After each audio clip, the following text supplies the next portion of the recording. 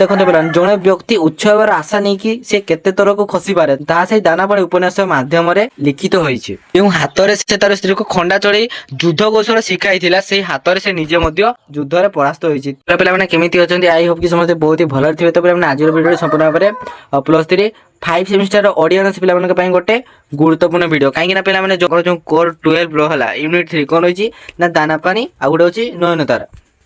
ସେଗୁଡ଼ା ଆମେ ସମ୍ପୂର୍ଣ୍ଣ ଭାବରେ ବୁଝିବା। ବର୍ତ୍ତମାନ ଆଜିର ଯୋଉ ଭିଡ଼ିଓରେ ତମର ଦାନାପାଣି ବିଷୟରେ ଅଛି ଆମେ ସମ୍ପୂର୍ଣ୍ଣ ଭାବରେ ବୁଝିବା ହେଲା। ଦାନାପାଣି ବିଷୟରେ କେମିତି କଣ ରହୁଛୁ, କେମିତି କଣ ଲଙ୍କୁଶିନ ଆସିବ, ଜିନିଷଟା ବି କେମିତି ରହୁଛି ଆମେ ସବୁ କିଛି ଟିକି ନିକି କରି ପଢିବା ହେଲା। ଚାଲ ତ ପିଲାମାନେ ଏଇ ଯୋଉ ତମର ଦାନାପାଣି ଉପନ୍ୟାସରେ ମେନ୍ ଚରିତ୍ର ହଉଛି କିଏ ନା ବଳିଦତ୍ତ। ବଳିଦତ୍ତ ଥିଲେ ଯିଏକି ନିଜ ହାତରେ ତାଙ୍କ ସ୍ତ୍ରୀ ସରୋଜିନୀକୁ ସେ କଣ ଖଣ୍ଡା ଚଲେଇ ଯୁଦ୍ଧ କୌଶଳ ଶିଖାଇଥିଲେ ଏବଂ ସେଇ ଯୁଦ୍ଧରେ ସେ ନିଜେ ପରାସ୍ତ ହୋଇଥିଲେ ହେଲା। ସେ କେମିତି କଣ ସେ ବିଷୟରେ ଆମେ ଜାଣିବା। ତା ସହିତ ଏହି ଯୋଉ ଉପନ୍ୟାସରେ ଶୀତଳ ଯୁଦ୍ଧ ମଧ୍ୟ କେମିତି ଚାଲିଥିଲା, ଏଇ ଯୋଉ ଦାନାପାଣିରେ ଶୀତଳ ଯୁଦ୍ଧ କେମିତି ଚାଲିଥିଲା ସେଗୁଡ଼ା ଆମେ ଜାଣିବା ହେଲା।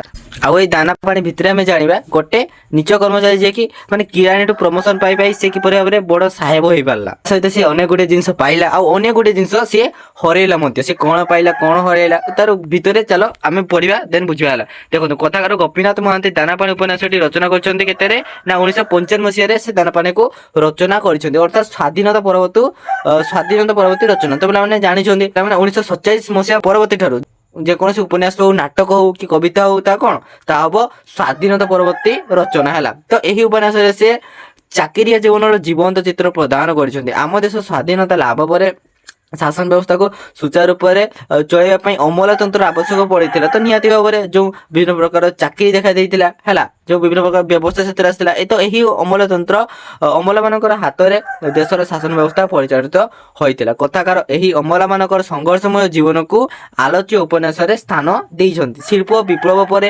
ସହରୀ ସଭ୍ୟତା ଗଢି ଉଠିଥିଲା।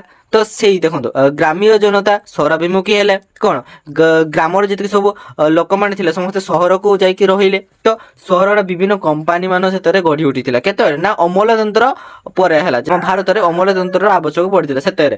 ତ ବିଭିନ୍ନ କମ୍ପାନୀ ଯେତେବେଳେ ଆମର ପ୍ରତିଷ୍ଠିତ ହୋଇଥିଲା ସେତେବେଳେ ମାନେ ଦେଖନ୍ତୁ ନା କମ୍ପାନୀର ବିଭିନ୍ନ ସ୍ତରର ବ୍ୟକ୍ତି ମାନେ କାର୍ଯ୍ୟ କରୁଥିଲେ। ଯେମିତିକି ପ୍ରଥମ ସ୍ତର କିଏ ଗୋଟେ ସାହେବ ଶ୍ରେଣୀର, ଦେନ୍ କିରାଣୀ ପର୍ଯ୍ୟାୟର, ଆଉ ଗୋଟେ ହେଲା ତୁମର ଚପରାସୀ ପର୍ଯ୍ୟାୟର। ତିନୋଟି ପର୍ଯ୍ୟାୟର ବ୍ୟକ୍ତିମାନେ କାମ କରୁଥିଲେ। ଦାନାପାଣି ଉପନ୍ୟାସରେ ଏହି 3 ପର୍ଯ୍ୟାୟର ଜୀବନ ଜୀବିକାକୁ ସୁନ୍ଦର ଭାବରେ ବିଶ୍ଳେଷଣ କରିଛନ୍ତି କଥାକାର କିଏ ନା ଗୋପୀନାଥ ମହାନ୍ତି। ବିଶେଷ କରି କିରାଣୀ ସମ୍ପ୍ରଦାୟର ବ୍ୟକ୍ତିବିଶେଷ ନିଜ ନିଜର ଦାନାପାଣି ପାଇଁ କିପରି ଉପାୟ ଅବଲମ୍ବନ କରିଛନ୍ତି ତାହା ଆଲୋଚ୍ୟ ଉପନ୍ୟାସର ବିଷୟବସ୍ତୁ। ତ ପିଲାମାନେ ଆଉ ଗୋଟେ କଥା ଏଇଠି କଣ କହିଲା ନା ଦାନାପାଣି ମାନେ କଣ ବୁଝୁଛ? ନିଜ ପେଟ ପାଇଁ ନାଟ, ନିଜ ପେଟ ବସିବା ପାଇଁ ସେମାନେ କଣ ଉପାୟ ଅବଲମ୍ବନ କରିଛନ୍ତି ତ ସେଗୁଡା ହିଁ ଆମେ ଜାଣିବା। ତ ଉପନ୍ୟାସରେ ଆଲୋଚ୍ୟ ଦାନାପାଣି ଉପନ୍ୟାସର ନାୟକ ହଉଛନ୍ତି କି ଏରା ବଳିଦତ୍ତ ଅରବ ବଳିଆ, ଯିଏକି ଆମେ ଜାଣିବା ୟାଙ୍କ ବିଷୟରେ, ଯିଏକି ପ୍ରମୋସନ ପାଇଁ ସେ କେତେ ସ୍ଥଳକୁ ଖସି ଯାଇଥିଲେ ତ ସେଟା ଆମେ ଜାଣିବା। କେଉଁ ଏକ ଅଖ୍ୟାତ ପଲ୍ଲୀର ତାର ଘର ଏବଂ ନିମ୍ନ ମଧ୍ୟ ବ୍ୟକ୍ତି ଥିଲେ। ତାହେଲେ କଣ ତାଙ୍କ ଘର କୋଉଠି? କେଉଁ ଏକ ଅଖ୍ୟାତ ପଲ୍ଲୀରେ ବା କଣ ଗୋଟେ ଗାଁରେ ତାଙ୍କର ଘର। ନିମ୍ନ ମଧ୍ୟବିତ୍ତ ବ୍ୟକ୍ତିଟିଏ, ସେ ଅଧିକ ଧନୀ ବି ନଥିଲେ କି ଗରିବ ମଧ୍ୟ ନଥିଲେ। ଶିକ୍ଷାଗତ ଯୋଗ୍ୟତା ବି ଖୁବ କମ ଥିଲା। ସେ ଅଳ୍ପ ବିଦ୍ୟାର ଅଧିକାରୀ ହେଲେ ହେଁ ଖୁବ ପରିବାର ଲୋକ ବୋଲି ପ୍ରାରମ୍ଭରୁ ଲେଖକ ଦର୍ଶାଇଛନ୍ତି। କାହିଁକି ନା ସେମାନେ କଣ ପଇସାକୁ ଜଗି ରଖି ଖର୍ଚ୍ଚ କରନ୍ତି ହେଲା, ସେ ଦରକାର କାମରେ ଖର୍ଚ୍ଚ କରନ୍ତି। ଆରେ ଲୋକମାନେ ଯେମିତି ଫ୍ୟାମିଲି ଚଳାନ୍ତି, ଯେମିତି ହାତେ ମାପି ଚାଖଣ୍ଡେ ଚାଲ, ସେଇଭଳି ଭାବରେ ସେ ସେମିତି ନିଜର ପରିବାର ଚଳାଉଥିଲେ। ପରିବାର କହିଲେ ସେ ସେଥିରେ ବାହା ହେଇନଥିଲେ ହେଲା, ସେ ନିଜେ ହିଁ କଣ ସେ ନିଜର ଜୀବିକା ନିର୍ବାହ କରିଥିଲେ। ତ ଜୀବିକା ତାର କୌଣସି ଏକ କମ୍ପାନୀର କିରାଣୀ ଚାକିରି ଅଭାବ ଅନଟନ ଭିତରେ ସେ ଗତି କରି ଚାଲିଥିଲା। ତାର ଦରମା ଥିଲା କେତେ ନା 75 ଟଙ୍କା ଦରମା ଥିଲା ହେଲା। ବୁଧ ବାପର କରଜ ଓ ତାର ରୁଗ୍ଣ ସ୍ୱାସ୍ଥ୍ୟ ନେଇ ବଳିଦତ୍ତ ଚିନ୍ତିତ ଥିଲେ ହେଁ ଜୀବନରେ କେବେ ସେ ଥକି ପଡ଼ିନି। ଜୀବନର ସଂଗ୍ରାମରେ ସେ ଗତି କରି ଚାଲିଛି। ଛୋଟରୁ ବଡ଼ ହେବାର ଦୁର୍ବାର ଆଶା ତା ମନ ଭିତରେ ବଳବତ୍ତର ହୋଇଛି। ସେ ନିହାତି ସେ ମାନେ କଣ ସେ ପ୍ରମୋସନ ପାଇବା ଆଶାରେ ବଳିଦତ୍ତ ଉପରିସ୍ଥ ଅଫିସର ଶ୍ରୀଯୁକ୍ତ ମହାପାତ୍ରଙ୍କ ଫୁଲ ବଗିଚାରେ ସେବାକରଣ ଭାବରେ ନିଜକୁ ନିୟୋଜିତ କରିଛି। ସେ ବିଭିନ୍ନ ଭାବରେ ତାଙ୍କର ଯୋଉ କଣ ସେ ପ୍ରମୋସନ ପାଇବା ଆଶାରେ ହିଁ ସେଠାରେ ସେବାକରଣ କରିଛି। ଫୁଲ ବଗିଚାର ଅଭିବୃଦ୍ଧି ପାଇଁ ସେ ଘୁଷୁରୀ ଘୁଅ ଗୋଟାଇବାକୁ ମଧ୍ୟ ପଶ୍ଚାତପଦ ହୋଇନାହିଁ। ଦେଖନ୍ତୁ ସେ କଣ ବା ନ କରିଛି, ଚାକିରିର ମୋହ ଓ ଉଚ୍ଚ ସ୍ଥାନକୁ ଯିବାର ବାସନା ଓ ସାହେବଙ୍କର ଶୁଭ ଦୃଷ୍ଟିକୁ ଆସିବା ନିମନ୍ତେ ସେ ନିଜକୁ ସମ୍ପୂର୍ଣ୍ଣ ତଳକୁ ନେଇଯାଇଛି। ସେ ଚିନ୍ତା କରିଛି ଦରକାର ନାହିଁ ତାର ଏ ସମ୍ମାନ, ତାର ଦରକାର ନାହିଁ ପଦମର୍ଯ୍ୟାଦା ଉଚ୍ଚ ଆସନ। ଏଣୁ ବଳିଦତ୍ତ ନିଜକୁ ସମ୍ପୂର୍ଣ୍ଣ ବଳି ଦେଇଛି ତାର ଦାନାପାଣି ଯୁଦ୍ଧରେ। ସେ ନିଜ ପେଟକୁ 2 ମୁଠା ଖାଇବା ପାଇଁ ବା ନିଜକୁ ଚଳିବା ପାଇଁ ତାର ଯେଉଁ ଧାର କରଜ ଗୁଡାକ ଇତ୍ୟାଦି ସୁଝିବା ପାଇଁ ସେ କେତେ ପରିଶ୍ରମ କରୁଛି ସେଟାରେ ବର୍ଣ୍ଣନା କରାଯାଉଛି। ମାନେ ତାକୁ କିଛି ଫରକ ପଡୁନି, ସେଟା ଗୋଟେଇବା ଏଗୁଡା ସେଗୁଡା ସେଗୁଡା ତାକୁ କିଛି ଫରକ ପଡୁନାହିଁ, କାହିଁକି ନା ତାର ପଇସା ଉପରେ ମତଲବ ଥିଲା, ସେ ପଇସା ଇନକମ କରିବ। କୌଣସି ବି କାମ କାହା ପାଇଁ ଛୋଟ ବଡ ନୁହେଁ। ଘୁଷୁରୀ ଗୁଅ ଗୋଟେ ସାହେବଙ୍କର ବଗିଚାର ଗୋଲାପ ଗଛ ମୂଳରେ ସାର ଦେଉଥିବା ବଢିଆ ଅର ବରଦତ୍ତ ବିବାହ କରିଛି। କଣ ସେ ମଫସଲ ଜନୈକା ତରୁଣୀ ସରୋଜିନୀକୁ ବିବାହ କରିଛି କିଏ ନା କଣ ବଳିଦତ୍ତ। ଏଟା ମନେ ରଖ, ବଳିଦତ୍ତର ସ୍ତ୍ରୀ ହଉଛି ମଫସଲ ଜନୈକା ତରୁଣୀ ସରୋଜିନୀ। ସେ କଣ ଗୋଟେ ମଫସଲି ଝିଅ, ଯେତେବେଳେ ସେ ତାକୁ ବିବାହ କରି ଆଣିଥିଲେ ସେ କଣ ମଫସଲି ଥିଲା। ଓ ସରୋଜିନୀର ରୂପ ବର୍ଣ୍ଣନା ଅତୀବ ମନୋରମ, ସେ ଦେହ ମନ ଉଚ୍ଚତା ସବୁଥିରେ ବଳିଦତ୍ତ ଠାରୁ ଉଚ୍ଚତା। ନବବିବାହିତା ସ୍ତ୍ରୀ ସରୋଜିନୀର ପତି ପରମ ଗୁରୁ ଓ ବ୍ରୁଜ ମୁଣ୍ଡରେ ବିବାହର ମୋହର ସିନ୍ଦୁରଗାର। ଆଉ ଗୋଟେ କଥା ପିଲାମାନେ ଯଦି ଏଠି ପଳେଇ ଆସିଲା, ବଳିଦତ୍ତର ଉଚ୍ଚତା କେତେ, ତାର ଉଚ୍ଚତା ହଉଛି 4.9 ଫିଟ ହେଲା। ମଫସଲ ଜନୈକା ତରୁଣୀ ସରୋଜିନୀକୁ ସରୋଜିନୀର ଉପବର୍ଣ୍ଣନା ଜାଣିଲେ। ଦେନ୍ ସ୍ତ୍ରୀ ସରୋଜିନୀର ପତି ପରମଗୁରୁ ଓ ବ୍ରୁଜ ମୁଣ୍ଡରେ ବିବାହର ମୋହର ସିନ୍ଦୁରଗାର ଆଙ୍ଗୁଠିରେ ବଳିଦତ୍ତ ନା ଲେଖା ମୁଦିରେ। ମାନେ ଗୋଟେ ସିମ୍ପଲ ଗାର୍ଲ ଯିଏକି ତାର ବର୍ଣ୍ଣନା କରାଯାଇଛି, ଗୋଟେ ବହୁତ ସିମ୍ପଲ ସାଧା ସିଧା ତାଙ୍କର ସ୍ତ୍ରୀ ଥିଲେ ଯିଏକି ଗାଁୁ ଆସିଥିଲେ। ସରୋଜିନୀ ସ୍ୱାସ୍ଥ୍ୟବତୀ ଓ ସ୍ୱାମୀର ପରିବାର ପୁରାଣେ ତାର ଅଖଣ୍ଡ ବିଶ୍ୱାସ ହେଲା, ଯିଏକି ସ୍ୱାସ୍ଥ୍ୟବତୀ ଥିଲେ, ସୁସ୍ଥ ସବଳ ଥିଲେ ଓ ପିତାମାତା ଝିଅ ସରୋଜିନୀକୁ ଭଲ ଘର ଦେଖି ବାହା କରିବାର ପ୍ରବଳ ଆକାଂକ୍ଷାକୁ ଚରିତାର୍ଥ କରିପାରି ନାହିଁ। ମାନେ ତାଙ୍କର ଘରେ ମାନେ କିଛି କିଛି ଘରେ ଆଶା ଥାଏ ଯିଏକି ନିଜ ଝିଅକୁ ଭଲ ଘରେ ବାହା ଦବ, ଯାହାର ପାଖରେ ପଇସା ଥିବ ଇଏ ସିଏ, ତ ସେଗୁଡା ତାଙ୍କର ଫ୍ୟାମିଲିରେ ବା ତାଙ୍କର ପରିବାରରେ ସେମିତି ମନୋଭାବ ନଥିଲା ତାଙ୍କର ହେଲା। ସରୋଜିନୀ ସହିତ ବଳିଦତ୍ତର ତୁଳନା ସୁନା ତାଟିଆରେ ଜାମକୋଳି ସଦୃଶ। ଯେମିତି ଦେଖନ୍ତୁ କାହିଁକି ନା ଯୋଉ ବଳିଦତ୍ତ ଥିଲା ବହୁତ ସେ କିରାନୀ ଚାକିରି କରୁଥିଲା, ତାର ଦରମା ବି ବହୁତ କମ ଥିଲା, ତଥାପି ସେ ସରୋଜିନୀକୁ ବିବାହ କରିଥିଲା। ଯେହେତୁ ସରୋଜିନୀ କଣ ଉଚ୍ଚତାରେ ସବୁଥିରେ ବଳିଦତ୍ତ ଠାରୁ ଉଚ୍ଚରେ ଥିଲା, ତେଣୁକରି ସୁନା ତାଟିଆରେ ଜାମକୋଳି ସଦୃଶ। ତଥାପି ସରୋଜିନୀ ତାର ଈର୍ଷା ଓ ଅସୂୟା ଓ ଅଭିମାନରେ ସ୍ୱାମୀ ବଳିଦତ୍ତକୁ ବିବାହ ପରେ ନିଜର କରିନେଇଛି।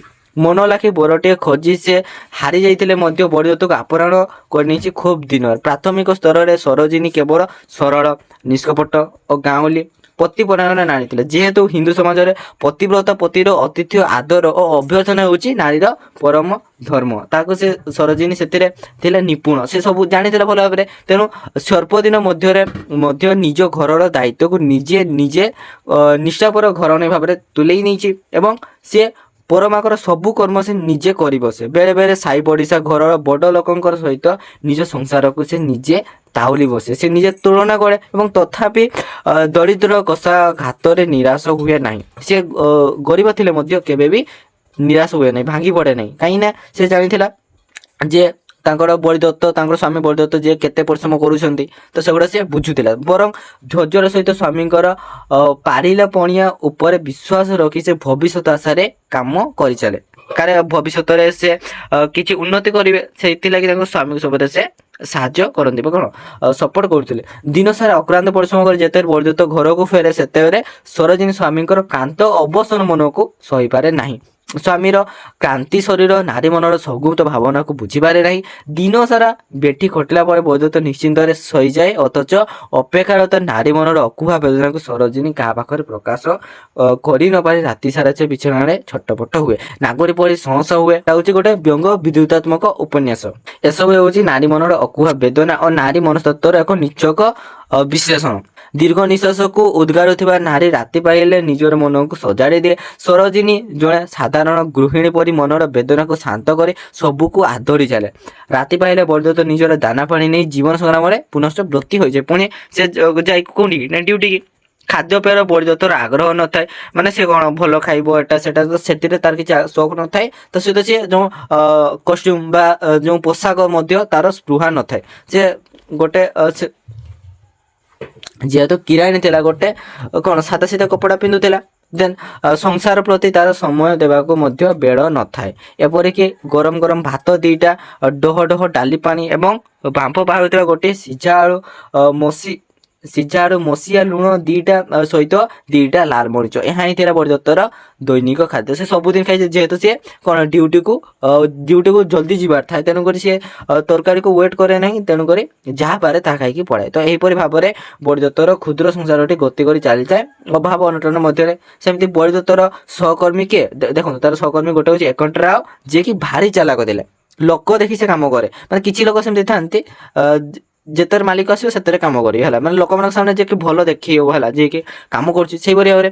ତ ତ ସବୁଥିରେ ତାର ପରିବର୍ତ୍ତନ ରହିଛି, ସମସ୍ତେ ତାଙ୍କୁ ଭଲ ପାଆନ୍ତି। ସେ ମିଷ୍ଟାଚାରୀ, ମିତବୋଇ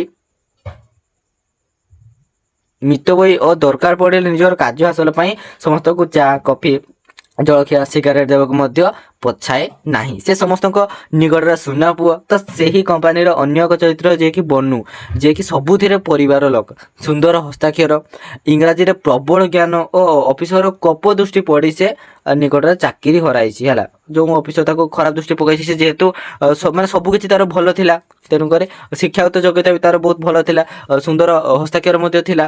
ତଥାପି ଯେହେତୁ ଉପରସ୍ଥ ଅଫିସର ମାନଙ୍କର ତା ପ୍ରତି କଣ କୁପ୍ରଭାବ ପଡ଼ିଲା ହେଲା। ତାର ସ୍ତ୍ରୀ ଶେଫାଳୀ, ଯିଏକି ଅତ୍ୟନ୍ତ ସୁନ୍ଦରୀ, ମିଷ୍ଟାଭାଷୀ ଓ ସ୍ୱାମୀ ସୁହାଗିଣୀ କମ୍ପାନୀର ଅଫିସର ମହାପାତ୍ର ବାବୁଙ୍କର ଉଚ୍ଚପଦସ୍ଥ ଅଫିସର ଥିଲେ। ସେ ଧୂର୍ତ୍ତ ପୁରୁଷ ସେ ଧୂର୍ତ୍ତ ପୁରୁଷରେ କାତର ଓ ଯୌନ ପିପାସୁ ଥିଲେ, କିନ୍ତୁ ତାଙ୍କୁ ସାହେବ କାଇଦା ସେ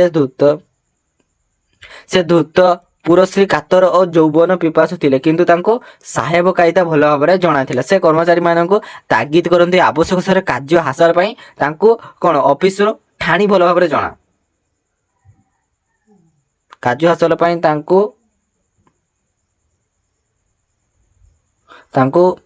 ଅଫିସର ଠାଣି ଭଲ ଭାବରେ ଜଣା।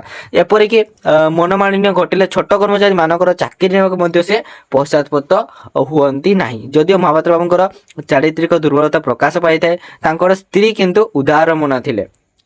ସେ କଣ ଉଦାର ମନା ଥିଲେ, କର୍ମଚାରୀ ମାନଙ୍କର ମନ ନେବାରେ ସେ ଧୁରନ୍ଧର, ମାନେ ତାଙ୍କର ମନ ସେମାନେ ଧୁରନ୍ଧର ମାନେ କଣ ଏକ୍ସପର୍ଟ ଯେଟା ହେଲା, କର୍ମଚାରୀ ମାନଙ୍କର ମନ ସେ ଜିତିଥାନ୍ତି। ଏବଂ ସେ ଉତ୍କୃଷ୍ଟ ଘରଣୀ ଥିଲେ ଏବଂ ସେବା ପରାୟଣ, ଉଦାରମୟୀ ତଥା ଉଚ୍ଚମନା ନାରୀ। ମହାପାତ୍ରଙ୍କର ଘରଣୀ ରୁଗ୍ଣ ହେଲେ ହେଁ ସ୍ୱାଭାବିକ ଭାବରେ ତାଙ୍କଠାରେ ଯେଉଁ ପ୍ରକାର ଆଦେଶ ଉପଦେଶ ରହିବା କଥା ସେଥିରେ ସେ ବାଦ ପଡ଼ନ୍ତି ନାହିଁ। କିରାଣୀ ବରଦତ୍ତ ମହାପାତ୍ରଙ୍କର ବିଶ୍ୱସ୍ତ କର୍ମଚାରୀ ଥିଲେ ହେଲା। କିରାଣୀ ବରଦତ୍ତ ମହାପାତ୍ର ବାବୁଙ୍କର ବିଶ୍ୱସ୍ତ କର୍ମଚାରୀ ଥିଲେ। ମହାପାତ୍ର ଘରର କାଇଦା ଓ କଟକଣା ତାକୁ ସବୁ ମାଲୁମ। ଦିନରୁ ରାତି ଯାଏଁ ସେ ତାଙ୍କର ଘରେ ଖଟେ ମୁଣ୍ଡରେ କଣ ଘୁଷୁରୀ ଘୁଆଣି ତାଙ୍କର ଫୁଲ ବଗିଚାରେ ଦେଉଥିବାର ଦୃଶ୍ୟ ମହାପାତ୍ର ବାବୁଙ୍କର ଦୃଷ୍ଟିଗୋଚର ହୋଇଛି। ଆରେ ଘୁଷୁରୀ ଗୋ କଥା କାହିଁକି ଦେଲା ନା, ଘୁଷୁରୀ ଗୋ ଗୋଟେ କଣ ଜୈବ ସାର, ତ ସେଟା ଦେଲେ ଗଛ ବଢିଥାଏ। ସେ ତୁମେ ଅନ୍ୟ କିଛି ଭାବିବନି ହେଲା।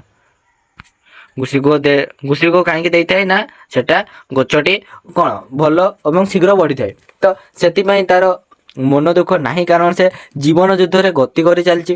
ତାର ଦରକାର ପ୍ରମୋସନ, କେବଳ ପ୍ରମୋସନ ଆଶାରେ ହେଲା।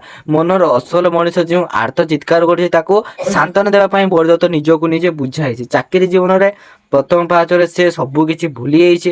ସେ ତାର ସଂସାର ପ୍ରତି ଧ୍ୟାନ ଦେଇନି ଏବଂ ଦୈନିକ ବିଳମ୍ବିତ ରାତ୍ରି ମଧ୍ୟ ଘରକୁ ଫେରିଛି। ସେ କେବଳ ବୁଦ୍ଧିର ଖେଳୁଆଡ଼ ସାଜିଛି। ଜୀବନ ସ୍ୱାର୍ଥ ପାଇଁ ଯାହା ଇଚ୍ଛା ସେ କରିପାରିଛି। ନିଜ ସହକର୍ମୀ ଏକଣ୍ଟା ରାଉଙ୍କର ବିରୁଦ୍ଧରେ ସାହେବଙ୍କ ନିକଟରେ ସେ ମିଛ ଅଭିଯୋଗ ଆଣିଛି ଏବଂ ସତ ମିଛ କହି ଚୁଗୁଲି କରି ଏକଣ୍ଟା ରାଉଙ୍କର ବିରୁଦ୍ଧରେ ସାହେବଙ୍କର ମନରେ ବିଷ ମଞ୍ଜି ବୁଣି ଦେଇଛି, ଯାହାଦ୍ୱାରା ବରଦତ୍ତଙ୍କର ଉଦ୍ଦେଶ୍ୟ ସମସ୍ତଙ୍କୁ ଠେଲି ଦେଇ ମିଛ କହି ପ୍ରମୋସନ ପାଇଁ ଆଗକୁ ଚାଲିବା। ଦେଖନ୍ତୁ ସେ ପ୍ରମୋସନ ଆଶାରେ ବା ନିଜେ ସକ୍ସେସ୍ ପାଇବା ଆଶାରେ ଲୋକକୁ କେମିତି ତଳକୁ ଠେଲି ଦେଉଛି ଏବଂ ସମୟର ପ୍ରବାହମାନ ସ୍ରୋତରେ ସେ ସଫଳତାର ସିଡ଼ି ଚଢ଼ି କୃତକାର୍ଯ୍ୟ ମଧ୍ୟ ହୋଇଛି। ଜୀବନର ଅନେକ କଷ୍ଟ ସହି ବରଦତ୍ତ ସାହେବଙ୍କର କୃପା ଲାଭ କରିଛି। ସେ ତାଙ୍କୁ ମିଛ ସତ କହିକି ତାଙ୍କୁ ସେଠି କଣ ଚାକିରିରୁ ବାହାର କରିଦେଇକିନା ସେ ନିଜେ ସେଇ ପଦଟି ଛଡ଼େଇ ନେଇଛନ୍ତି। ସେ ମନରେ ଯାହା ଚାହିଁଥିଲା ତାହା ହିଁ ପାଇଛି। ଦାନା ପାଣିର ଉଦ୍ଯୋଗ ପର୍ବରେ ସେ ଗୋଟେ ପାହାଚ ଆଗକୁ ଉଠିଛି ଏବଂ ସମୟ ବଡ଼ ବଳିବାନ। ବର୍ତ୍ତମାନ ତାର ଦରମା କେତେ ନା, ବର୍ତ୍ତମାନ 150 ଟଙ୍କା ତାଙ୍କର ଦରମା ହେଇଗଲା।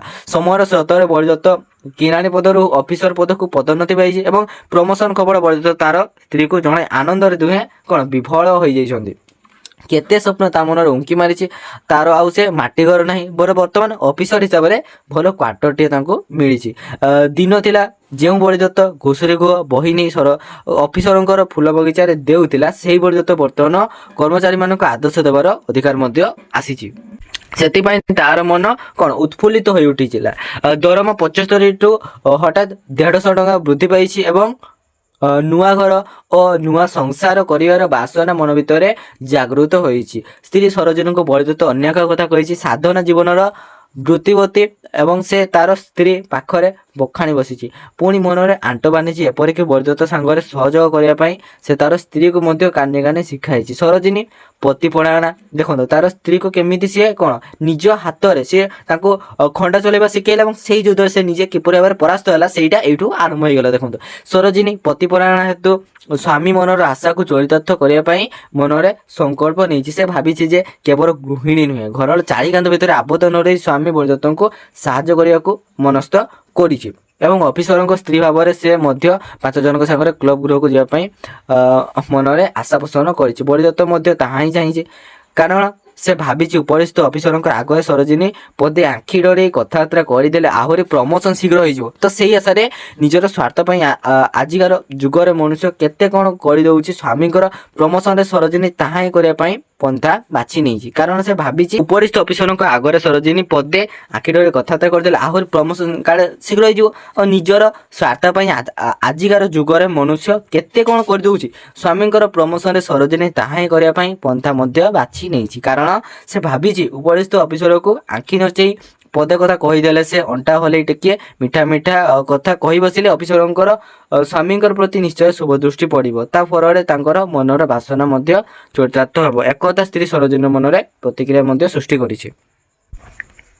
ସମାଜରେ ବରଦତ୍ତ ଜଣେ ପ୍ରତିଷ୍ଠିତ ବ୍ୟକ୍ତି ଥିଲେ। ସେ ଆଉ ସାଧାରଣ ବ୍ୟକ୍ତିଙ୍କ ପରି ପରିଦୁଷ୍ଟ ହେଉନାହିଁ ବୋଲି ସ୍ତ୍ରୀ ମନରେ ପ୍ରତିକ୍ରିୟା ସୃଷ୍ଟି କରିଛି। ଯେଉଁ ବର୍ତ୍ତମାନ ଗୋଟେ ମୁଭିଟି ଆସିଛି ଲକି ଭାସ୍କର, ସେଇ ଟାଇପର ଟିକେ ଅଛି ହେଲା। ଏଣୁ ବରଦତ୍ତର ବେଶ ପୋଷାକର ପରିବର୍ତ୍ତନ ନିହାତି ଆବଶ୍ୟକ ବୋଲି ସରୋଜିନୀ ଅନୁଭବ କରିଛି, କିନ୍ତୁ ବରଦତ୍ତର ସେପରି କିଛି ପରିବର୍ତ୍ତନ ହୋଇନାହିଁ। ଏଣୁ ସରୋଜିନୀର ବରଦତ୍ତ ପ୍ରତି ଏକ ଅହେତୁକ ଘୃଣା ଭାବ ଜାଗ୍ରତ ହୋଇଛି।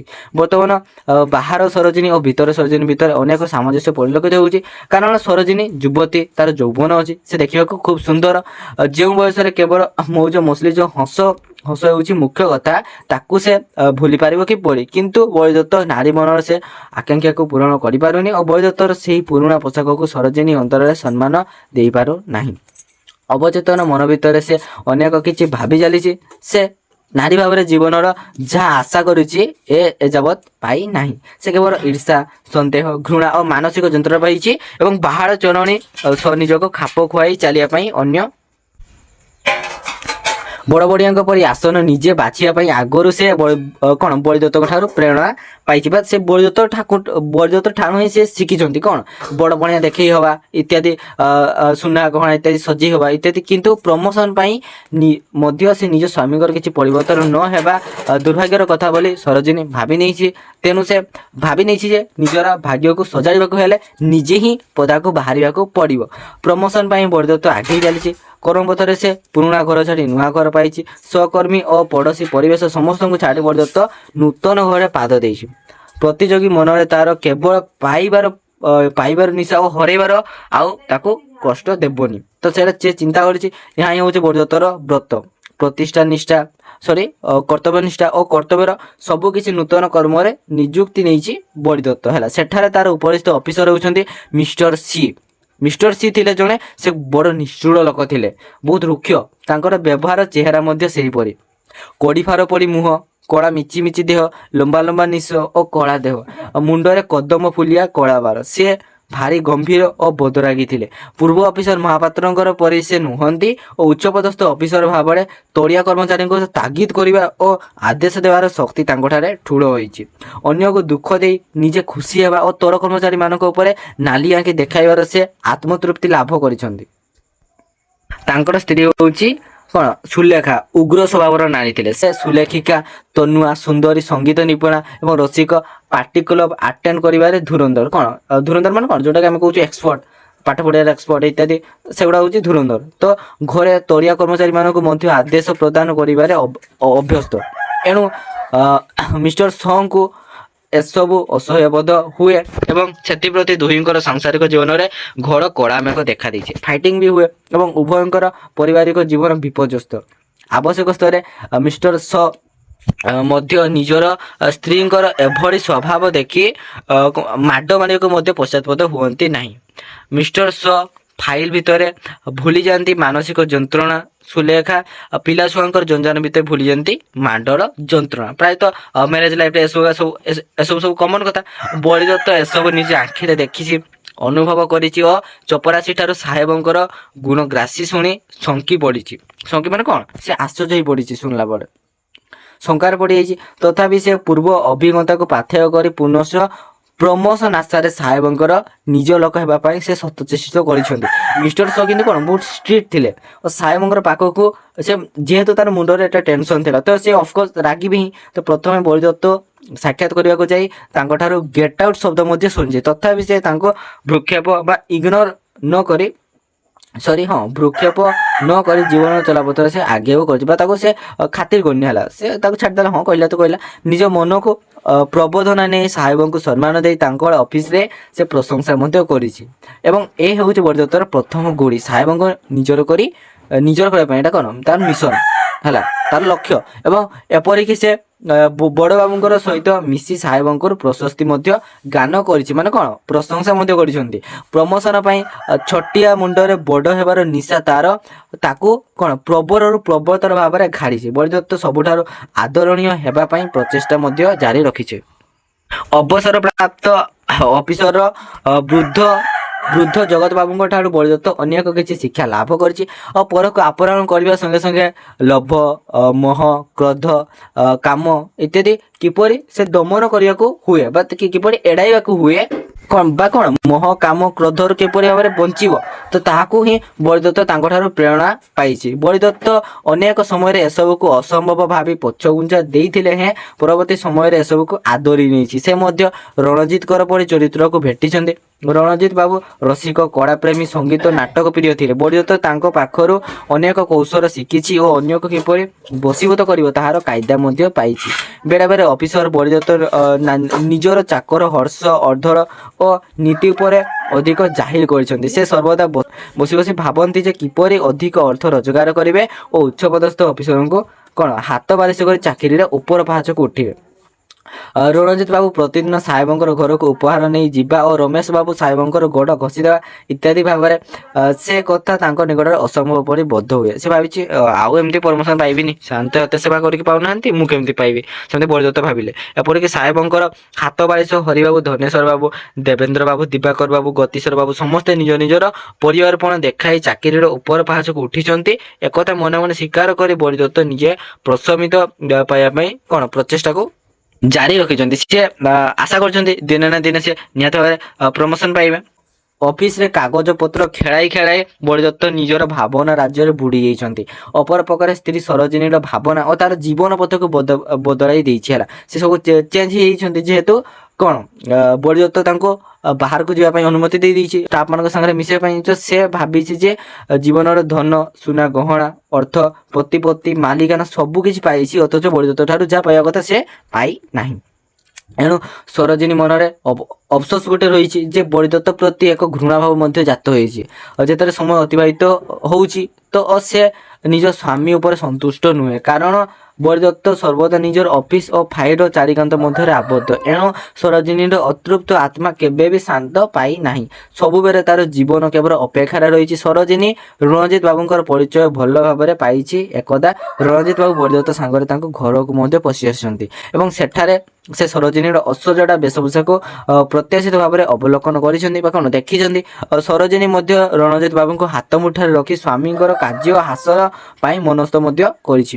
ବିଲେଇ କପାଳକୁ ଶିକା ଛିଣ୍ଡିଲା ପରି ବଳିଦତ୍ତ ମଧ୍ୟ ଜୀବନର ହୁକ୍ ପକାଇବାକୁ ପରାମର୍ଶ ଦେଇଛନ୍ତି। ସରୋଜିନୀ ନାଁରେ ସେ ପ୍ରଥମେ ହୁକ୍ କ'ଣ ବୋଲି ଭାବି ପାରିନାହିଁ ଏବଂ ପରକୁ ଆପଣାର କରିବାର ଶକ୍ତି ତାଠାରେ ରହିଛି।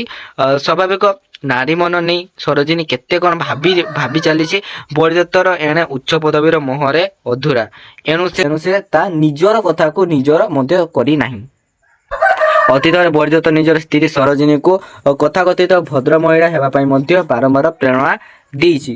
ଏକଦା ରଣଜିତ ବାବୁଙ୍କର ନିମନ୍ତ୍ରଣ ରକ୍ଷା କରି ସରୋଜିନୀ ତାଙ୍କର ଘରକୁ ମଧ୍ୟ ଯାଇଛି।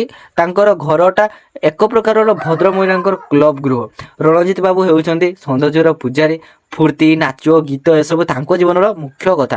ସରୋଜିନୀର ଅତୀତର ସ୍ମୃତି ରୋମନ୍ଥନ ହୋଇଛି। ସେଠାରେ ସରୋଜିନୀ ଅଭିଳଷିତ ଚିନ୍ତାରେ ପରିସମାପ୍ତି ଘଟିବ ବୋଲି ସେ ଆଶା ମଧ୍ୟ କରିଛନ୍ତି। ବଳିଦତ୍ତର କଥାକୁ ସେ ସ୍ମରଣ ଆଣିଛି ଓ ଯେଉଁ କଥା ସରୋଜିନୀକୁ ଦିନେ ଅସହ୍ୟ ବୋଧ ହେଉଥିଲା ମାତ୍ର ଆଜି ସେ ସବୁ କିଛି ଭୁଲି ଯାଇଛି।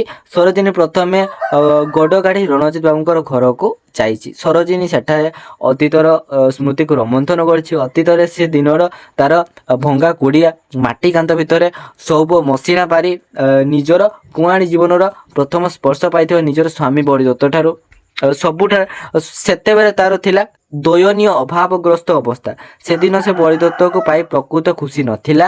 ଅନ୍ୟପକ୍ଷରେ ଆଜି ଯେଉଁ ବଳିଦତ୍ତ ଚାକିରି କରିଛି, ପ୍ରମୋସନ ଅର୍ଥ ପଛରେ ଯୁଆଡ଼େ ପଡ଼ି ଧାଇଁଛି, ସେଇ ବଳିଦତ୍ତ ଦିନେ ବିବାହ କରିବାକୁ ନାରାଜ ଥିଲା। କାରଣ ସେ ଅଭାବ ଅନଟନରେ ପଡ଼ି ଏକଥା କହିଥିଲା। ଏସବୁ ତାଙ୍କର ସ୍ୱପ୍ନ ଥିଲା। କୋଠାବାଡ଼ି, ଧନରତ୍ନ, ମଟର ଗାଡ଼ି, ଷ୍ଟାଟସ୍ ଏସବୁ ଲଡ଼ା। ତ ଏଥିପାଇଁ ଆଜି ସରୋଜିନୀକୁ ମୁଖ୍ୟ ଭୂମିକାରେ ଅବତୀର୍ଣ୍ଣ ହେବାକୁ ପଡ଼ିଛି। ଅପରପକ୍ଷରେ ସରୋଜିନୀ ହାତ ବାରିଶି କରି ଦାନା ପାଣି ଯୁଦ୍ଧରେ ବଳିଦତ୍ତ ସରୋଜିନୀକୁ ମଧ୍ୟ ଅସ୍ତ୍ର କରି ସେ ଗୋଟିକ ପରେ ଗୋଟିକ ଦୁର୍ଗ ମଧ୍ୟ ଦଖଲ କରି ଚାଲିଛି। ତା ମନରେ ଆଶା ଦାନା ବାନ୍ଧିଛି। ସେ ଯେତେ ପାଇ ଯାଉଛି, ସେ ଆହୁରି ପାଇବାକୁ ତା ମନରେ ଆଶା ଆସିଛି ହେଲା। ଏବଂ ରଣଜିତ ବାବୁ ସରୋଜିନୀ ଓ ବଳିଦତ୍ତକୁ ପାଛୋଟି ନେବା ପାଇଁ ଅପେକ୍ଷାରତ। ସାଙ୍ଗରେ ଦୁଇ ଭଉଣୀ ମିଲି ଓ ଜିଲି ବଳିଦତ୍ତ ଠାରୁ ପାଛୋଟି ନେବା ପାଇଁ ସେମାନେ ଯେଉଁ ପ୍ରକାରର ବେଶଭୂଷା ନେଇ ସେଠାରେ ଦଣ୍ଡାୟମାନ ହୋଇଛନ୍ତି, ତାଙ୍କୁ ଦେଖି ବଳିଦତ୍ତ ଓ ସରୋଜିନୀ ବ୍ୟତିବ୍ୟସ୍ତ ହୋଇଛନ୍ତି। ସେମାନଙ୍କର ଆଚାର ବ୍ୟବହାର ଓ ବଡ଼ ଲୋକପଣ ନିକଟରେ ବଳିଦତ୍ତ ନିଜକୁ ନୀଚ ଓ ହେୟ ମନେ କରିଛି। ସାଙ୍ଗରେ ସ୍ତ୍ରୀ ସରୋଜିନୀ କାଠ ପିତୁଳା ପରି ଚାଲିଛି। ସେଠାରେ ବଡ଼ ଲୋକମାନଙ୍କର ଆଡ୍ଡା ଜମିଛି ଓ ସରକାରୀ ସାହେବଙ୍କ ସହିତ ପରିଚୟ ହେବା ପରେ ବଳିଦତ୍ତ ଆତ୍ମବିଭୋର ହୋଇପଡ଼ିଛି ଓ ରଣଜିତ ବାବୁଙ୍କର ଘରୁ ଫେରିବା ପରେ ସରୋଜିନୀର ମନ ମଧ୍ୟ ବଦଳି ଯାଇଛି। ମିଲି ତାର ଦୀକ୍ଷା ଗୁରୁ, ତାର ସବୁ କିଛି ପରିବର୍ତ୍ତନକୁ ବଳିଦତ୍ତ ସବୁ ଲକ୍ଷ୍ୟ କରିଛି। ତଥାପି ସେ ଆଉ କ'ଣ କରିବ? ସେ ନିଜେ ହିଁ ତାକୁ ଯେହେତୁ ଖଣ୍ଡା ଧରି ଚଲେଇବା ଶିଖି ଦେଇଛି ଓ ସରୋଜିନୀ ରଣଜିତ ବାବୁଙ୍କର ଘରୁ ଫେରିବା ପରେ ସମ୍ପୂର୍ଣ୍ଣ ବଦଳି ଯାଇଛି। ନିଜ ଦେହରେ ଏତେ ଗୁଣ ଅଛି, ଅନ୍ୟକୁ ଆକର୍ଷଣ କରିବାର ପ୍ରବଳ ଉଦ୍ଦିମତା ରହିଛି, ଏକଥା ସେ ନିଜେ ମଧ୍ୟ ବିଶ୍ୱାସ କରିପାରି ନାହିଁ। ଏପରିକି ଅଚିହ୍ନା ଲୋକଙ୍କର ସଙ୍ଗେ ଭାବ ଜମିବାକୁ ଏବଂ ଅଚିହ୍ନା ଲୋକଙ୍କର ସଙ୍ଗେ ମମତା ରଖିବାକୁ ସରୋଜିନୀ ଶିଖି ଯାଇଛି। ସମାଜର ଭଦ୍ରମୁଖା ପିନ୍ଧି ଅଭଦ୍ରମାନଙ୍କ ସହିତ ପରିଚୟ ହେବା ପରେ ସରୋଜିନୀ ଲଗାମବିହୀନ ଘୋଡ଼ା ପରି ସବାର କଥା ମାନି ଚାଲିବା ପାଇଁ ଅନିଚ୍ଛା ପ୍ରକାଶ କରିଛି। ସ୍ୱାଧୀନତାର ଶୀର୍ଷରେ ପହଞ୍ଚି ଯିବା ପରେ ସରୋଜିନୀକୁ ଆଉ ଅଟକାଇ ପାରି ନାହିଁ କି ବଳିଦତ୍ତ। କ୍ରମଶଃ ସରୋଜିନୀର ଗୁଣ ତାକୁ ଖରାପ ଲାଗିଛି। ଏସବୁ ମିଳାମିଶାକୁ ଯଦିଓ ସେ ପସନ୍ଦ କରିନି, ତଥାପି ମଧ୍ୟ ଶିଶୁଟିଏ ପରି ସେ ସରୋଜିନୀର କଥା ମାନିଛି ଓ ସମ୍ମତି ମଧ୍ୟ ପ୍ରଦାନ କରିଛି। ଚୁପଚାପ ପୋଷାକ ପିନ୍ଧି ସେ ପଛରେ ଚାଲିଛି। ଚପରାସୀ ନୀତି ଦ୍ୱାରା ସରୋଜିନୀ ଆହୁରି ତରକୁ ଖସି ଯାଇଛି। ଏପରିକି ଆଖିର ଇସାରାରେ ଓ ମନର ଭାଷାରେ ସେ ପ୍ରଚୁର ଅର୍ଥ ରୋଜଗାର କରି ଚାଲିଛି। ସ୍ୱାମୀଙ୍କର ଦରମାରେ ହାତ ବାଜିନି ଏବଂ ଏଥିପାଇଁ ସେ ସରୋଜିନୀ ହୋଇଛି ଗୋଟେ ସଚ୍ଚା ଘରଣୀ। କାହିଁକିନା ସେ ସ୍ୱାମୀଙ୍କର ଦରମାରେ ଓଏସ୍ ଆରାମ ନ କରି ସେ ନିଜେ ମଧ୍ୟ ପରିଶ୍ରମ କରିଛନ୍ତି। ବଳିଦତ୍ତକୁ ଉପେକ୍ଷା କରି ସରୋଜିନୀ ଚାଲିଛି। ସେ ବାହାରକୁ ଗଲାବେଳେ ଅଶାନ୍ତର ଝଡ଼ ଦେଖାଦେଇଛି। ଫାଇଲ ଚାଷ ଭିତରେ ସରୋଜିନୀର ଗୁଣଗ୍ରାମ ତାକୁ ଅତିଷ୍ଠ ଲାଗିଛି। ତା ମନରେ ପ୍ରତିକ୍ରିୟା ସୃଷ୍ଟି ହୋଇଛି। ବିଭିନ୍ନ ପ୍ରକାର କ୍ୱେଶ୍ଚନ୍ ଆସିଛି ଯେ ସରୋଜିନୀ ପାଇଁ ସେ ବର୍ତ୍ତମାନ ଚିନ୍ତାରେ ମଧ୍ୟ ପଡ଼ିଛନ୍ତି। ଏଥିପାଇଁ ସେ ନିଜକୁ ମଧ୍ୟ ଦାୟୀ ଦେଇଛନ୍ତି। ଏଣୁ ବଳିଦତ୍ତ ନିଜକୁ ଦୁଃଖ ପାଇଛି। ସବୁଦିନ ସରୋଜିନୀ ପାର୍ଟି ଆଟେଣ୍ଡ କରି ରାତ୍ରିର ବିଳମ୍ବିତ ପ୍ରହରରେ ଘରକୁ ଫେରିଛି। ଏବେ ଆଉ ସେ ସ୍ୱଗୃହିଣୀ ହୋଇନାହିଁ। ତ୍ରିପାଠୀ, ରଣଜିତ ଆଦି ଅଫିସରଙ୍କର ସାଙ୍ଗେ ତୁଳନା କରି ସେ ବଳିଦତ୍ତକୁ ଘୃଣାର ଅପନ୍ତରା ଭିତରକୁ ଠେଲି ଦେଇଛି। ବଳିଦତ୍ତ ଆସ୍ତେ ଏସବୁକୁ ପସନ୍ଦ କରିଛି ଏବଂ ସରୋଜିନୀର ଏ ପ୍ରକାରର ଅବାଧ ମିଳାମିଶାକୁ ସେ ଅପରପକ୍ଷରେ ସାହାଯ୍ୟ କରିଛି ଏବଂ ତାକୁ ହେଲ୍ପ କରିଛନ୍ତି। ସେ ତାକୁ କହୁଛନ୍ତି ଯାହା କରୁଛୁ କର, ସେମିତି କହିଲେ ଦେନ୍ ତାକୁ ବରଂ ଅଧିକ ଭାବରେ ଖୋଲା ଏବଂ ସ୍ୱାଧୀନ ଦେବାକୁ ବଳିଦତ୍ତ ଖୋରାକ ଯୋଗାଇଛନ୍ତି। ତାଙ୍କୁ ଆହୁରି ଫ୍ରିଡମ୍ ଯେତେବେଳେ ଦେଇଦେଲେ, ବଳିଦତ୍ତ କମ୍ପାନୀର ସବୁ କର୍ମଚାରୀଙ୍କୁ ନିଜର କରିଥିଲେ। ମୁଖ୍ୟ ଅଫିସର ଯିଏକି ମିଷ୍ଟର ଶ, ତାଙ୍କୁ ନିଜର କରିବା ପାଇଁ ଆପଣ ଚେଷ୍ଟା କରି ମଧ୍ୟ ବିଫଳ ହୋଇଛି। ବିରାଟ କପାରକୁ ଶିକା ଛିଣ୍ଡିବା ପରେ ଇତିମଧ୍ୟରେ ମିଷ୍ଟର ଶଙ୍କର ଅନ୍ୟତ୍ର ବଦଳି ହୋଇଛି ଏବଂ ତାଙ୍କର ଟ୍ରାନ୍ସଫର ହେଇକି ଆଉ ଜଣେ ଅଫିସର ଅଛନ୍ତି କିଏ, ଯିଏକି ମିଷ୍ଟର ଶର୍ମା ହେଲା। ଦେଖନ୍ତୁ ଏଇନା ଯେମିତି ଶୀତଳ ଯୁଦ୍ଧ କେମିତି ଚାଲିବ, ବହୁତ ଇଣ୍ଟରେଷ୍ଟିଂ ଅଛି। ତ ମଜାଦାର ୱେରେ ପଢ଼, ମନେ ରଖିବ ହେଲା, କିଛି ଟେନସନ୍ ନେବାର ନାହିଁ। ଶ୍ରୀଯୁକ୍ତ ବର୍ମା ବେଶ ସୁନ୍ଦର ଉଚ୍ଚ ମଣିଷ ଏବଂ ଚଉଡ଼ା ଛାତି ସହୃଦୟ ବ୍ୟକ୍ତି। ସେ ବଡ଼ ଲୋକ ଘରର ପୁଅ, ସବୁଥିରେ ନିପୁଣ। ପାଠ ପଢ଼ିବା ସମୟରେ ସହପାଠୀ ପାଣ୍ଡେଙ୍କର ପରି ସେ ଅନେକଙ୍କୁ ପଛରେ ପକାଇ ଉନ୍ନତିର ପାହାଚକୁ ଉଠିଛନ୍ତି। ତାଙ୍କୁ ଖେଳିବା, ଶିକାର କରିବା ଏବଂ ଅଫିସର କାଇଦା ସମସ୍ତ ଜଣା।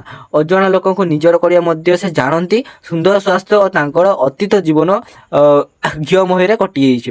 ଅଫିସର ମିଷ୍ଟର ଶର୍ମାଙ୍କର ମନୋଭାବକୁ ବରଦତ୍ତ ଭଲ ଭାବରେ ପରଖି ନେଇଥିଲେ। ଏପରିକି ବରଦତ୍ତ ଉଡ଼ିଗଲା ଚଢ଼େଇର ପର ଗଣିବାରେ ଧୁରନ୍ଧର ଥିଲେ ଏବଂ ଅଫିସର ବଡ଼ ଲୋକର ସନ୍ତାନ ହେତୁ ତାଙ୍କର ପଇସାରେ ମଧ୍ୟ ଅଭାବ ନଥିଲା।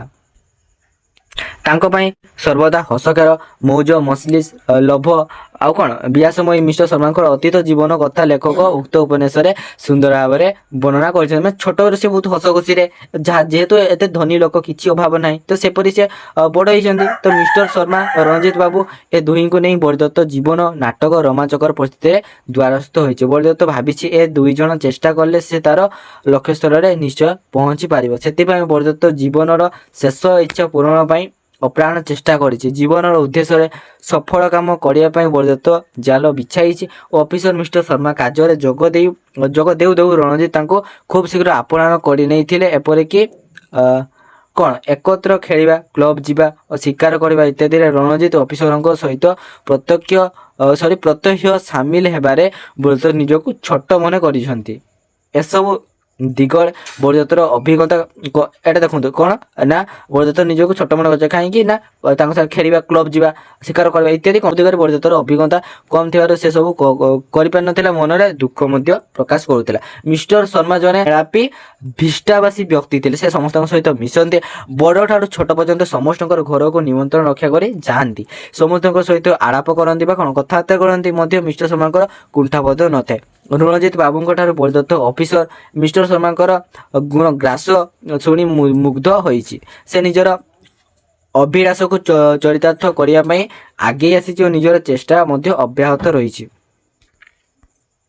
ଅପର ପକ୍ଷରେ ସରୋଜିନୀ ଚରିତ୍ରକୁ ଅତ୍ୟାଧୁନିକ କରିବାର ସେ ତାଙ୍କୁ ଉଗ୍ର ଆଧୁନିକ କରିବାରେ ମିଲିର ଭୂମିକା ଅତ୍ୟନ୍ତ ଗୁରୁତ୍ୱପୂର୍ଣ୍ଣ ଥିଲା। ମିଲି ଯିଏକି ତାଙ୍କୁ କ'ଣ ଯିଏକି ତାର ଡେସ୍କଟ୍ ହଉ କି ତାଙ୍କର ରୂପସଜ୍ଜା ହଉ କି ଇତ୍ୟାଦି ମାନେ ତାର ଚେଞ୍ଜିଂ, ମାନେ ସେ ସରୋଜିନୀକୁ ସମ୍ପୂର୍ଣ୍ଣ ଭାବରେ ଚେଞ୍ଜ କରିଦେଇଥିଲା ହେଲା। ସେ ମିଲିର ପ୍ରବୋଧନାରେ ଶାଢ଼ୀ ପରିବର୍ତ୍ତେ ମଡେଲିଂ ଡ୍ରେସ୍ ପିନ୍ଧି ସମସ୍ତଙ୍କୁ ଆକୃଷ୍ଟ କରିଛି। ସେ ଆବଶ୍ୟକ ସ୍ତରରେ ସିଗାରେଟ ମଧ୍ୟ ଟାଣିଛି ଏବଂ କ୍ଲବ ଆଟେଣ୍ଡ କରି ନୃତ୍ୟ କରି ମଧ୍ୟ ଶିଖିଛି। ଜନମଙ୍ଗଳ ସମିତି, ମହିଳା ସମିତି, ସ୍କୁଲ କଲେଜ ଆଦିର ସଭା ସମିତିରେ ସରୋଜିନୀ ବକ୍ତୃତା ଦେବାରେ ନିପୁଣ ହୋଇପାରିଛି। ସମାଜରେ ନିଜକୁ ପ୍ରତିଷ୍ଠିତ କରାଇ ଜୀବନର ସବୁ ଦୁଃଖକୁ ସେ ଭୁଲି ଯାଇଛି।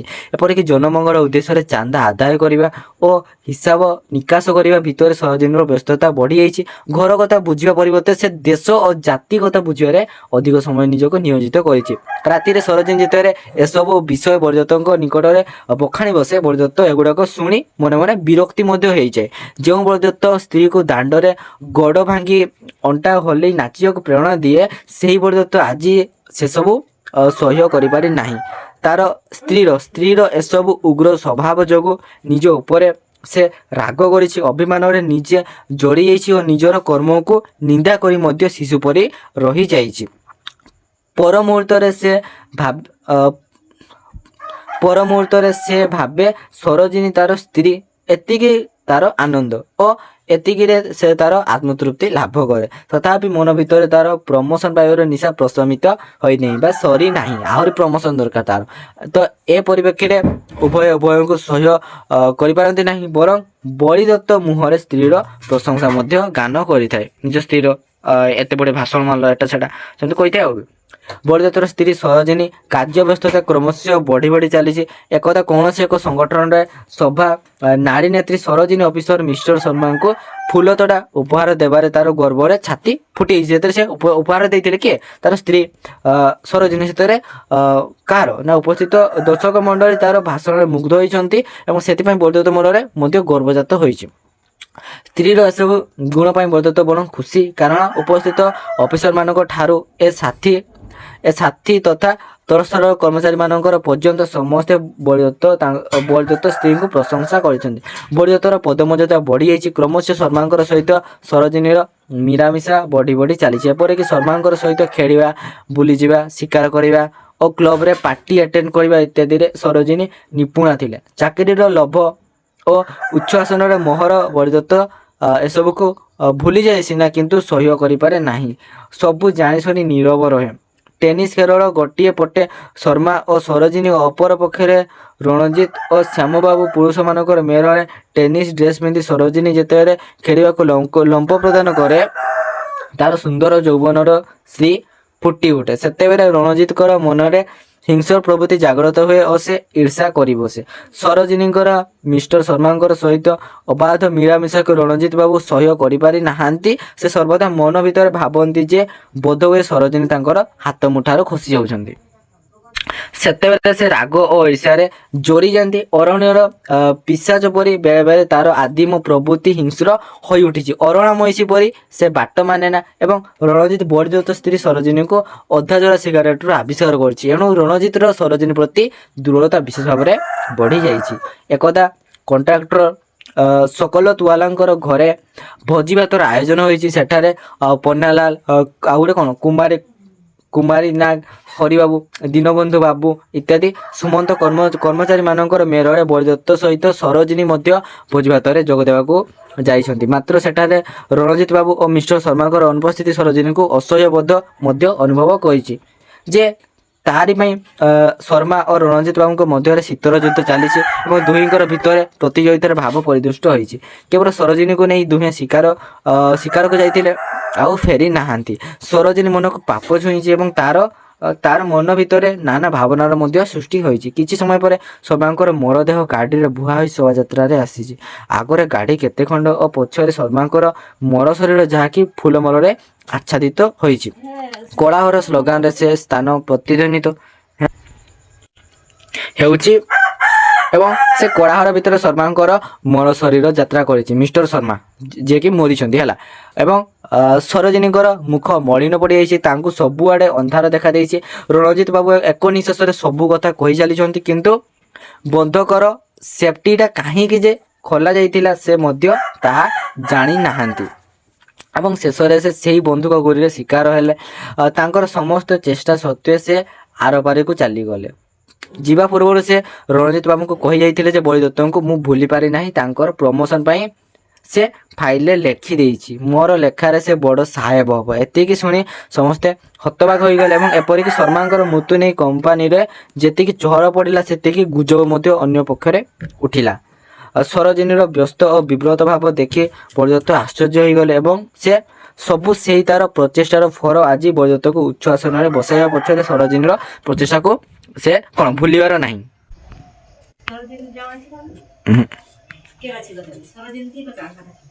ପାଗଳଟା ଗୋଟେ ସରୋଜିନୀ ମନରେ କେତେ ସବୁଜିମାନ ରଙ୍ଗ ଭାସି ଆସିଛି। ତାର ଆଶା ସଫଳ ହୋଇଛି, ଏପରିକି ତାର ସ୍ୱପ୍ନ ମଧ୍ୟ ସାକାର ହୋଇଛି। ସରୋଜିନୀ କେତେ ଆଶା ଆକାଂକ୍ଷା ନେଇ ମନେ ମନେ ଗର୍ବ ମଧ୍ୟ କରିଛି ଓ କେତେ କଥା ଭାବି ହେଇଛି। ଜୀବନର ଆଶା, ନିରାଶା ଓ ସଫଳତା ଅସଫଳତା ଭିତରେ ସେ ଅତିଷ୍ଠ ହୋଇଛି। ସରୋଜିନୀ ୟା ଭିତରେ ଅନ୍ତର୍ସତ୍ତା ହୋଇଛି। ତା ପେଟରେ କାହାର ପିଲା। ବରିଦତ୍ତ ସେଥିପ୍ରତି ନିଜର କିମ୍ବା ହିସାବ ରଖି ନାହିଁ। ମାତ୍ର ଏତିକି ଯେ କେବଳ ଖୁସି ହୋଇଛି କାରଣ ସେ ପ୍ରମୋସନ ପାଇଛି, ଅଜସ୍ର ଅର୍ଥ ପାଇଛି, କ୍ୱାର୍ଟର ପାଇଛି ଓ ଶ୍ୟାମବାବୁଙ୍କର ଗାଡ଼ିଟିକୁ ମଧ୍ୟ ଫେରି ପାଇଛି। ସରୋଜିନୀ ଗାଡ଼ି ଭିତରେ ବସି କେତେ କ'ଣ ଭାବି ଚାଲିଛି। ଏପରିକି ତାର ଭାବନାର ମନରେ ଶର୍ମାବାବୁ, ରଣଜିତ ବାବୁ, ଛୋଟ ବସାଘର, ବଂଶୀବାଦକ, କଲେଜ ଟୋକା ରାମବାବୁଙ୍କର କଡ଼ିହୁଡ଼ି ସ୍ତ୍ରୀ ତ ଉପରିସ୍ଥ ମହାପାତ୍ର ବାବୁଙ୍କର କୁଆଣି ଜୀବନର ସବୁ କିଛି କଥା ଉଙ୍କି ମାରିଛି। ସରୋଜିନୀ ସବୁ କଥାକୁ ଶୁଣି ଶୁଣି ବାଟ ଚାଲିଛି। ପୁରୁଣା ସ୍ମୃତିକୁ ରୋମନ୍ଥନ ଓ ପେଟରେ ଥିବା ସନ୍ତାନ କଥା ମଧ୍ୟ ସେ ଭାବି ନେଇଛି। ଏକଥା ଭାବି ଭାବି ସେ ଅଫିସର ଘରଣୀ ରୂପୀ ଡାକ ବଙ୍ଗଳାରେ ଯାଇ ପହଞ୍ଚିଛି ଏବଂ ଆଜି ବରିଦତ୍ତ ଏଙ୍କଟରାଓ ଉପରିସ୍ଥ ମହାପାତ୍ର ଇତ୍ୟାଦିଙ୍କର ଉପରେ ମାଲିକ। ଅତୀତରେ ବରିଦତ୍ତ ଯାହାକୁ ଖୋସାମତ କରି ଯେଉଁ ଫୁଲ ବଗିଚାରେ ଘୁଷୁରୀ ଘୁଅ ନେଇ ଅଫିସରଙ୍କର କଲମ ମୁନରେ ଆଗକୁ ଯାଇପାରିଥିଲା, ଆଜି ସେହି ଗଛ ସାର ପାଇ ଅଧେଇଛି ଏବଂ ସେଥିରେ ଉତ୍କୃଷ୍ଟ ଧରଣ ଫୁଲ ଫୁଟି ବାସ ଚାରିଆଡ଼େ ଚହଟି ଯାଇଛି। ଏପରିକି ବରିଦତ୍ତ ଏଙ୍କଟରାଓଙ୍କର ମୁହଁରୁ ସାର୍ ଶବ୍ଦ ଶୁଣି ତାର ଛାତି ମଧ୍ୟ କୁଣ୍ଢେମୋଟ ହୋଇଯାଇଛି। ବରିଦତ୍ତ ଅଧିକାର ଜାହିର କରିଛି। ଅଭ୍ୟର୍ଥନା ସଭାରେ ଯେତେବେଳେ ସେ ଉପରକୁ ଉଠିଛି ସେତେବେଳେ ସମସ୍ତେ ତାଙ୍କୁ ଉପସ୍ଥିତ ସମ୍ବର୍ଦ୍ଧନା ମଧ୍ୟ ଜଣାଇଛନ୍ତି ହେଲା ଏବଂ ବରିଦତ୍ତ ଜୀବନରେ ପୂର୍ଣ୍ଣତା ଆସିଛି ଏବଂ ସେ ଯେତେବେଳେ ସମ୍ବର୍ଦ୍ଧନା ପାଇ ବା କ'ଣ କଂଗ୍ରାଚୁଲେସନ ପାଇ ନୂଆ କ୍ୱାର୍ଟରକୁ ଆସିଛି ସେତେବେଳେ ସ୍ତ୍ରୀ ସରୋଜିନୀ ପୁରପରି ଘରେ ନଥିବାର ଦେଖିଛି। ଚାକର ହର୍ଷଠାରୁ ବଳିଦତ୍ତ ଶୁଣିବାକୁ ପାଇଛି ଯେ ସରୋଜିନୀ ରଣଜିତ ବାବୁଙ୍କ ସହିତ ବୁଲିବାକୁ ଯାଇଛି। ବଳିଦତ୍ତ ଭାବିଛି ଯେଉଁ ହାତରେ ସେ ତାର ସ୍ତ୍ରୀ ସରୋଜିନୀଙ୍କୁ ଖଣ୍ଡା ଚଢ଼େଇ ଯୁଦ୍ଧ କୌଶଳ ଶିଖାଇଲା ସେହି ଯୁଦ୍ଧରେ ସେ ନିଜେ ପରାସ୍ତ ହୋଇଛି ଓ ଦାନାପାଣି ଯୁଦ୍ଧରେ ସିନା ବଳିଦତ୍ତ ସେ ଜିତି ପାରିଥିଲା ହେଲେ ସେ ତାର କ'ଣ ବାକିତକ ଜୀବନରେ ସରୋଜିନୀକୁ ପାଇ ନାହିଁ। ସେ କେବଳ ଘରର ମାଲିକ, ଧନର ମାଲିକ, ଅଫିସର ମାଲିକ, କୋଠାବାଡ଼ିର ମାଲିକ, ଧନ ଦୌଲତର ମାଲିକ, କ୍ୱାର୍ଟର କ'ଣ ଡାକ ବଙ୍ଗଳାର ମାଲିକ, ଅଧସ୍ତନ କର୍ମଚାରୀମାନଙ୍କର ମାଲିକ ସାଜିଥିବା ବେଳେ ନିଜ ସ୍ତ୍ରୀ ସରୋଜିନୀର ମନର ମାଲିକ ସେ ହୋଇପାରି ନାହିଁ। ଲଗାମ ଛଡ଼ା ସରୋଜିନୀ ସବୁଦିନ ପାଇଁ ଏକ ଉନ୍ମୁକ୍ତ ପକ୍ଷୀ ପରି ଦୂରେଇ ଯାଇଛି ବଳିଦତ୍ତ ଠାରୁ। ଦାନାପାଣିକୁ ନେଇ ଉକ୍ତ ଉପନ୍ୟାସରେ ଯେଉଁ ଶୀତର ଯୁଦ୍ଧ ଚାଲିଛି ତାର ଏକ ପରିପୂର୍ଣ୍ଣ ରୂପ ହେଉଛି ଗୋପୀନାଥ ମହାନ୍ତିଙ୍କର ଉପନ୍ୟାସ ଦାନାପାଣି। ବଡ଼ ହେବାର ନିଶା ଓ ମଣିଷକୁ କିପରି ରସାତଳଗାମୀ କରିଦେଇଛି ଯାହାର ଏକ ନିଚ୍ଛକ ଚିତ୍ର ବଳିଦତ୍ତ ଚରିତ୍ର ମାଧ୍ୟମରେ ଔପନ୍ୟାସିକ ଗୋପୀନାଥ ମହାନ୍ତି ଉକ୍ତ ଉପନ୍ୟାସରେ ଦେଖାଇଛନ୍ତି। ଦାନାପାଣି ଉପନ୍ୟାସଟି ସମାଜର ଅବକ୍ଷୟ, ସଂସ୍କୃତି ଓ ନଷ୍ଟ ମୂଲ୍ୟବୋଧ ଓ ସହରୀ ସଭ୍ୟତାର ବ୍ୟଙ୍ଗ ବିଦ୍ରୂପାତ୍ମକ ରୂପ ଚରିତ୍ରର ଏକ ନିଚ୍ଛକ ପ୍ରତିଛବି। ତେବେ ଆମେ ଆଜିର ଭିଡ଼ିଓଟି ଏଇଠି ରଖୁଛି। ଧନ୍ୟବାଦ। ଜୟ ଜଗନ୍ନାଥ।